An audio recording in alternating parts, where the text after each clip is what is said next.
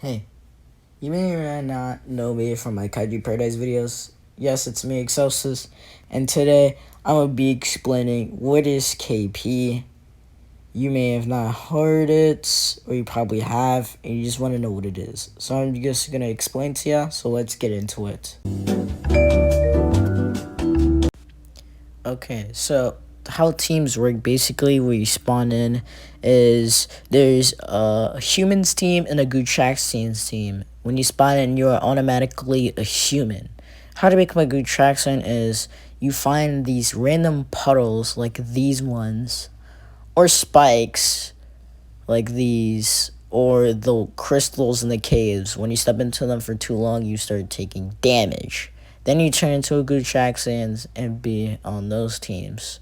And you're probably wondering, how do you become these types of Gootraxians? There are well, not thousands, but there are a lot of types of Gootraxians, and ranging from buckets that you see, shades, shutter shades, or fedoras. You see, you can walk over them, and after a certain period of time, you will turn into a Gootraxian. And now, since we're done with that, we're gonna get into the currency and the skins. So let's head to it. Okay, so how you get currency depending on like tokens and credits. So how you get credits is you can either infect the fear gil, or if you're human, kill goose to get 30 credits. You can also get assists depending on how much damage you do not getting the kill. You can get still some credits. You can get higher or less. Depends on how much damage you do. And every 5 kills, depending on the team you're on, like if you're a Gootraxian, you could get 125 credits every 5 kills, and if you're human, you get 5 tokens every 5 kills. But if you have a membership, you could get probably a little bit more credits and tokens.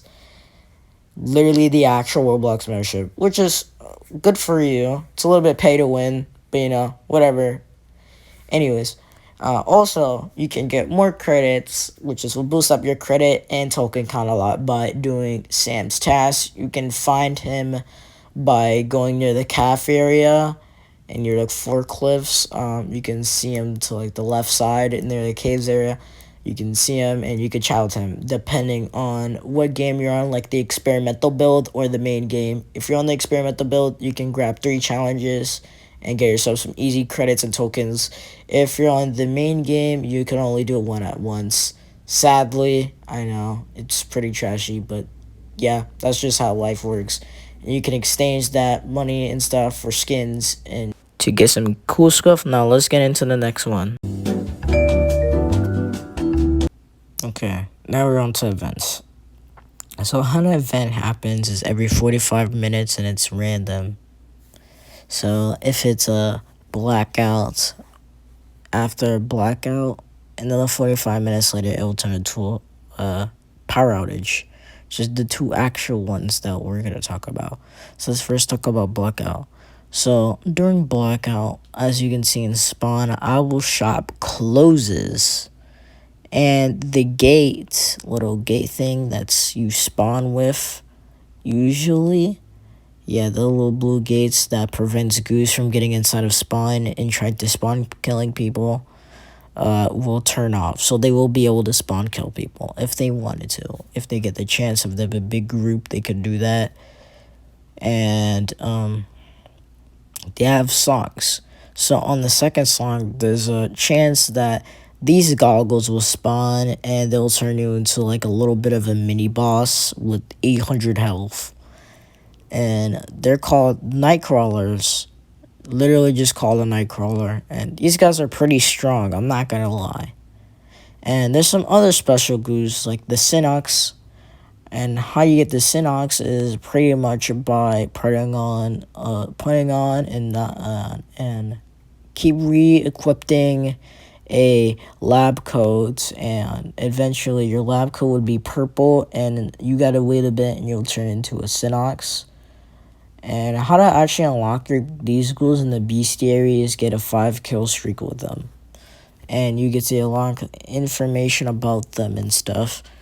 in the bestiary as long as having them. So you could literally use a command in private server or just use a little bit of a list that they have, and you can get transferred into it instantly instead of just having to do a little bit of commands in private servers to become them. Pretty cool, right? And the sharks, there's three, it's like some like three, like 4 or 5 shark variants. Yeah. So and during the normal one, during normal, you know, you get the normal shark, and during blackout you get the lantern shark. Yeah. Well, we're not here for the normal one though. But we're for the lantern shark, and yep, if you just step into the shark, you become a lantern shark, and yeah, that's pretty cool as well. And the fedora actually changes into these glowing headphones, and the shutter shades, what I talked about last bit, little when I was talking about transfer and teams, whatever it's called. During the first part of the video. Sorry I'm stuttering so much. I'm a little bit tired. I'm recording this video pretty late at night. I'm not even gonna lie, I'm pretty tired.